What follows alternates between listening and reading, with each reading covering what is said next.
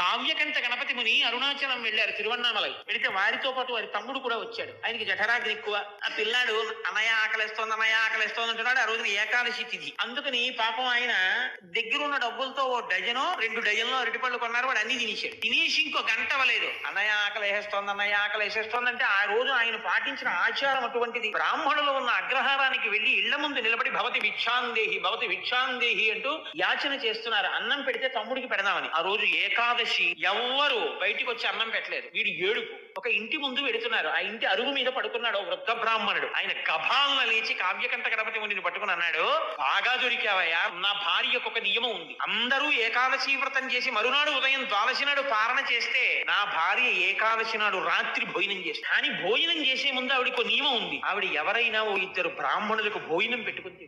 వాళ్ళ యాత్రికులు కూడా దొరకలేదు తిరువన్నామలైలో. ఎవ్వరూ దొరకలేదు. నువ్వు ఆకలం తిరుగుతున్నావు, రా అని లోపలికి తీసుకెళ్ళాడు. స్నానం చేసి రండి భోజనం వడ్డిస్తానంది. కావ్యకంఠ గణపతి ముని తమ్ముడు గబగబా వెళ్లి స్నానం చేసి తడిబట్టతో వచ్చారు. ఆవిడ మడిబట్టలు ఇచ్చింది. మడిబట్టలు కట్టుకుని భోజనానికి కూర్చున్నారు. షడ్రసోపేతమైన భోజనం పెట్టింది ఆవిడ. భోజనం అంతా తినేసిన తర్వాత పెద్దలు ఇంటికి భోజనానికి వస్తే చందనం పెట్టాలి పక్కన. వారు భోజనం అంతా అయిపోయిన తర్వాత చందనం చేతికి రాసుకుని లేవాలి. ఇప్పుడు ఆవిడ చందనం పెట్టింది. కావ్యకంఠ గణపతి ముని తమ్ముడు చందనం రాసుకున్నారు. ఆవిడ తాంబూలం ఇచ్చి, వీళ్ళు కడుపుల నిండా తినేశారేమో, కళ్ళు పడిపోతున్నాయి, అమ్మా ఇంకా ఎక్కడికి తిరగలేము, ఇవాళకి అరుగు మీద పడుకుంటామమ్మా అన్నారు. పడుకోండి అని తలుపేసి పడుకుని నిద్రపోయారు. ఆ పడుకున్న నిద్రకి సూర్యోదయం అవుతుంటే తిరిగి వచ్చి ఇద్దరు ఒక్కసారి నిద్ర లేచారు.